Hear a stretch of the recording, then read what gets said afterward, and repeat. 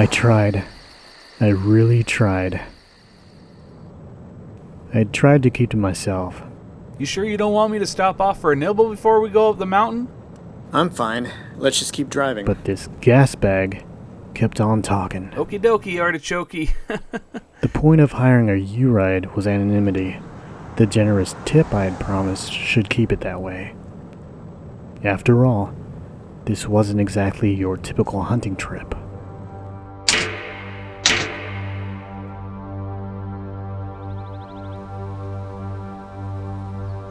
A Sasquatch encounter in Northern California had grabbed the attention of the local police, and quite possibly the federal authorities.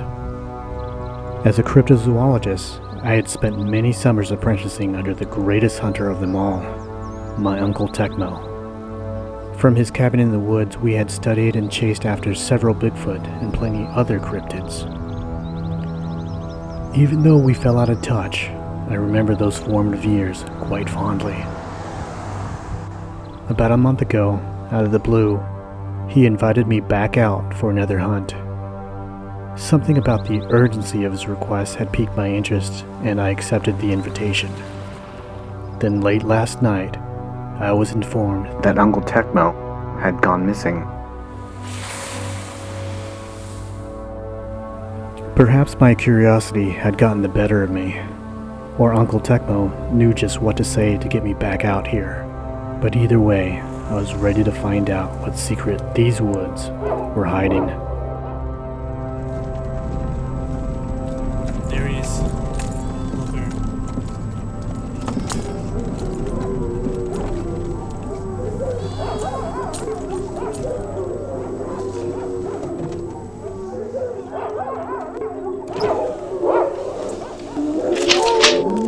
Say your name and password, please. Ken Yoshi. Metroid Donkey Kong. Welcome, Mr. Yoshi. My name is Buck McMasters. Good to meet you. Let me say, it is an honor to meet the nephew of Tecmo Shinobi. He was a good man. You, sir, are the first of his kin to ever come on up here. And I have Meet Buck McMasters. His father had acquired my uncle's property many years ago, and the two had remained friends ever since. Friends of convenience, anyway. Ooh, boy, you just bit off a mouthful. As resident crackpot and conspiracy theorist, Buck had valuable information about the Sasquatch, since he himself had spotted it. So where'd you find this? Silver Creek Ridge. Got me only about half a day's trekking there before the feds curbed my activities as well. But they don't know that I know. They think I don't know. Thanks for not trying to see around the shed there. And in case you missed that, Buck was quite the amateur radio operator, but we'll get back to that in a few moments.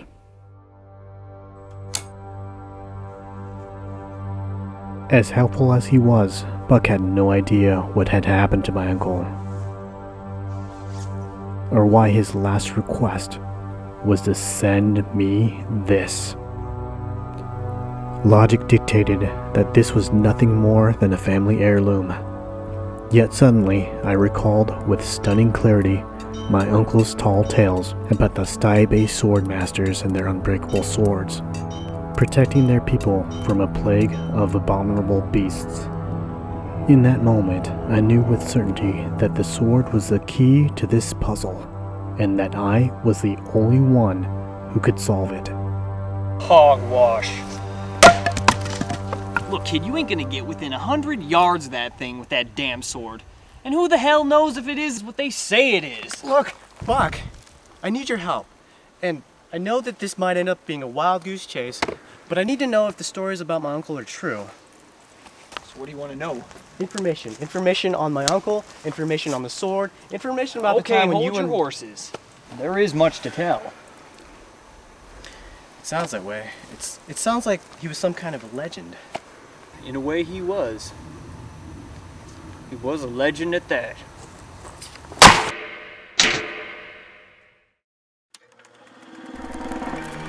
And like most legends, fact and fiction tend to go hand in hand. Your Uncle Tecmo was quite the outdoorsman, enjoying himself some long nature walks, fishing, and especially hunting. Way I heard it tell, on occasion he was known to bag some peculiar critters. But perhaps that's a story for another time. This year's story really begins with my pappy, Desmond McMasters. Just like your uncle, he had quite a reputation himself as a hunter of valuable antiques and rare collectibles. $1 over here, $5. You take $10 for this? All right, I will. Thank you, sir. All right. Pappy's absolute favorite treasure to hunt was comic books. Hi, everybody. What, honey? She's hungry. Go over there, Vance. Will get her a churro. Why, the only thing he loved more than comics was a good bargain. The whole box? I'll take $20 for the whole box. I like you. How about 5? $5? All right, bro. One day, Pappy got quite a bit more than he'd bargained for. He'd found some kind of comic book, but drawn on a scroll. Turns out that comic scroll had quite a story to it. And no bigger fanboy than your Uncle Tecmo. Desmond? McMasters? Perhaps destiny brought them together, but it were comic books what bonded them for life. Why, the only thing Pappy loved more than comics was making a great trade. Your Uncle Tecmo traded him that comic scroll for this here cabin. Pappy took up residence here immediately thereafter, and once your uncle moved back overseas, Pappy'd send him a sort of progress report via transceiver. When things went wonky in Collarbrook, which was all too often, your Uncle Tecmo would pay a visit. Yeah, whatever he said. And them two'd go a-hunting. The only thing Pappy loved more in collecting comics was making them himself. In his free time, Pappy'd finally gotten around to drawing his own stories. My pappy always said, Buckwald, ain't nothing tells a story quite like a comic book. Why, without a good story, everything just plumb falls apart. But don't you worry, this here story is about to start tying itself right together. After some time alone, Pappy met my ma, and then there was me.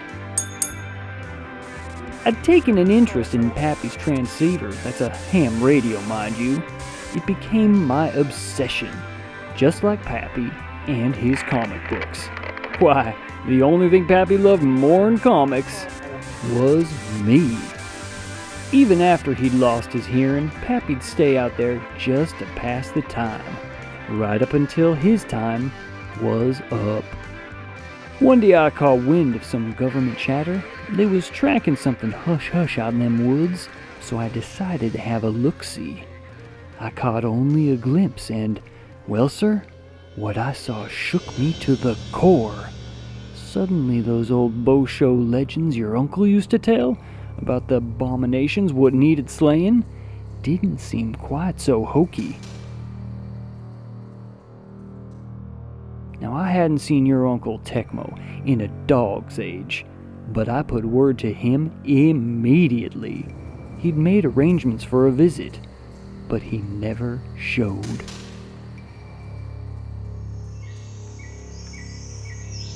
Pappy made mention of Tecmo's nephew Yoshi a time or two, and that you was to be contacted if anything ever happened to him, but more importantly, that you was trained by him to hunt.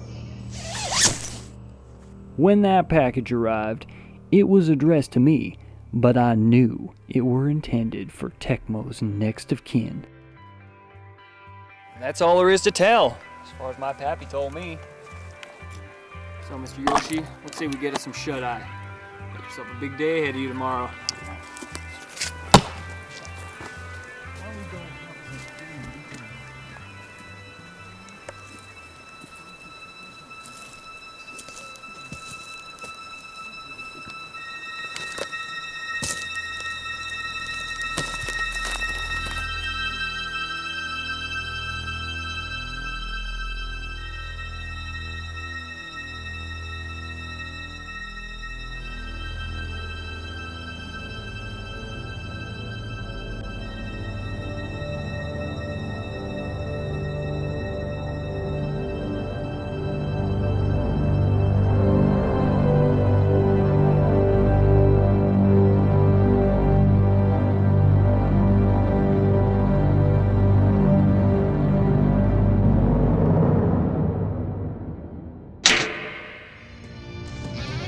Hi, I'm Mike Merriman, and I play Ken Yoshi.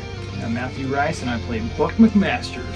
Thank you for watching this episode. If you like what you saw, please make sure you Like subscribe and share. and remember, Do what you can with what you got.